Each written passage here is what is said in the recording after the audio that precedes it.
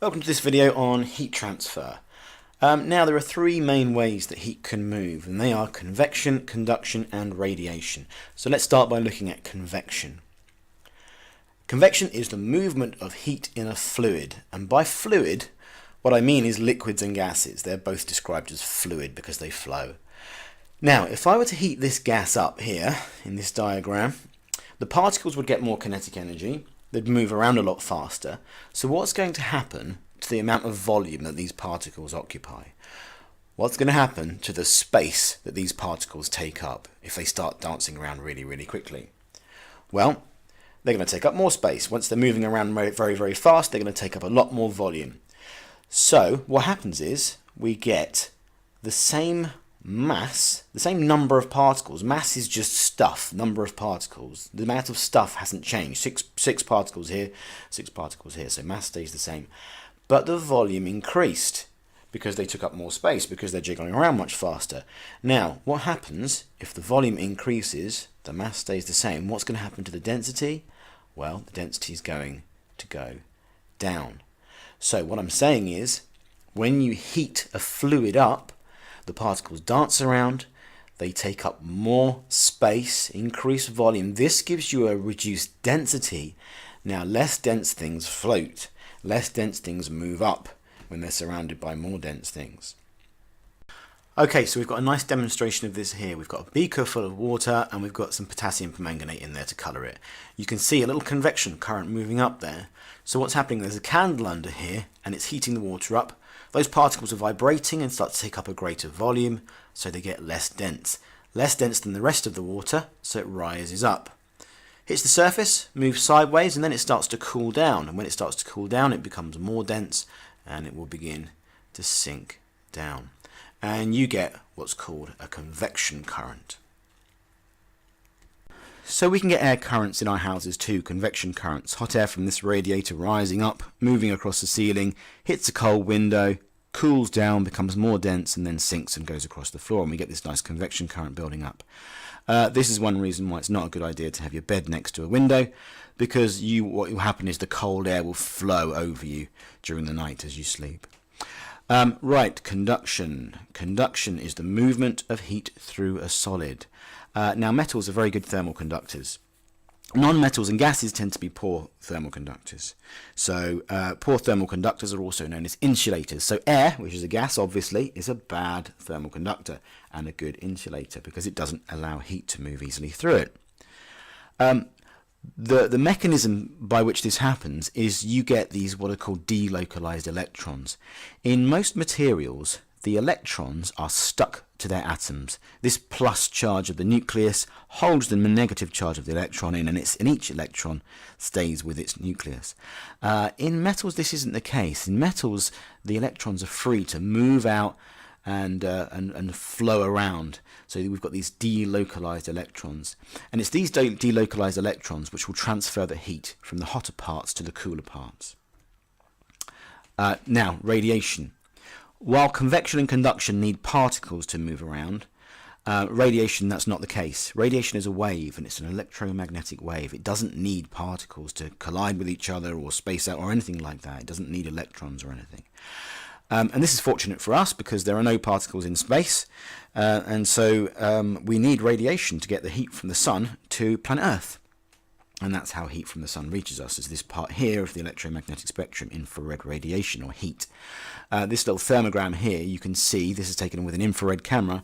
Can you guess which colours are hot and which colours are cool? Well, in this picture, the white part is the really hot part. Then it goes to red, and then orange, then yellow, warm, and then we're down to the greens, and then the blues for cool. So this elephant's ears are cooler.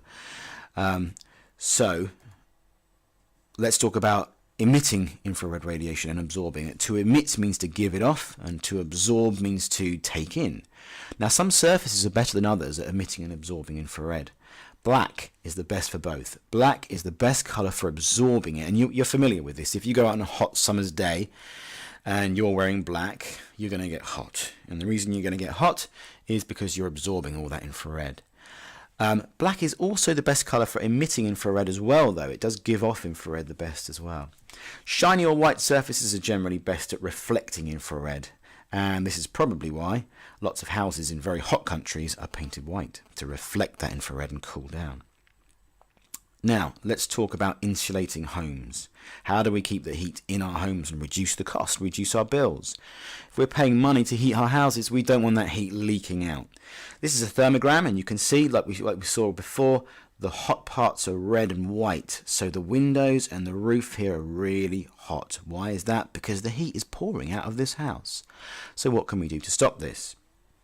Well, we can start from the roof.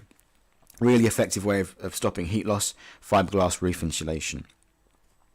The reason it stops it is because it's got air pockets inside it. Air is a great insulator. Heat can't leave through conduction because it's not solid, it's not all solid. There's a lot of air gaps in here, so it slows down the conductive heat loss. But also it can't leave through convection. Convection needs a big space to set up these currents. Here we've got little tiny air pockets, and that stops those convection currents forming. Double glazing. Heat loss through windows can be reduced using double glazing or triple glazing.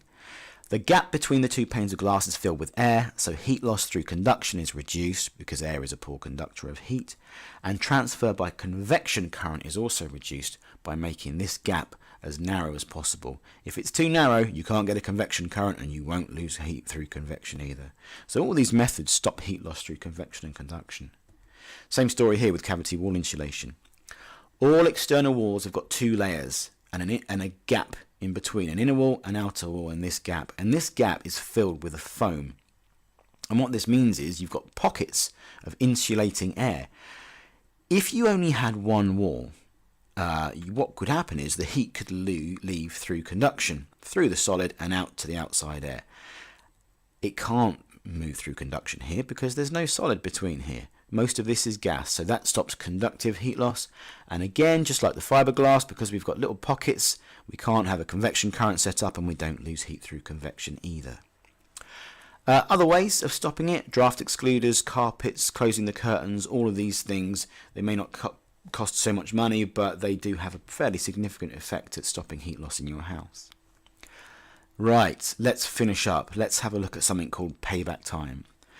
Now, this is how long you're going to have your double glazing, loft insulation, or whatever it is before you've paid off the initial cost. So let's look at a quick example. The double glazing for a house costs £3,000 but saves you £150 a year in fuel costs. What is the payback time? Well, you just plug these figures into this little equation here. So let's do that. Cost of insulation was £3,000. Saving per year, it says it's 150. How many 150s are there in 3,000? There are 20. So it's going to take you 20 years of savings to pay back your initial £3,000 cost.